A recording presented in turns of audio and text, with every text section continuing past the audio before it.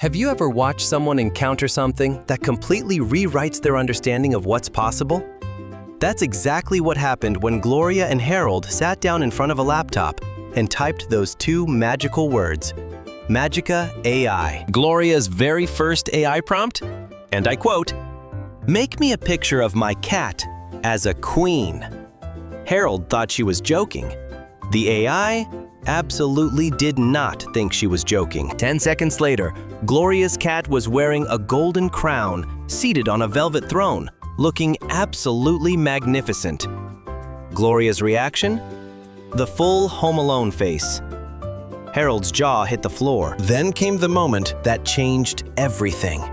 Their very first AI-generated video. Rita wrote 3 full pages of notes. Harold's brain rebooted twice.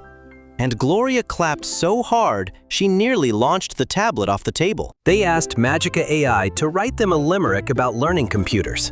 What it came up with had all 3 of them in absolute tears.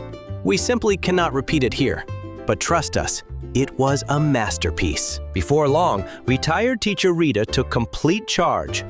Whiteboard out, notebooks ready, full lesson plan activated. Topic: Magica AI. Everything you need to know.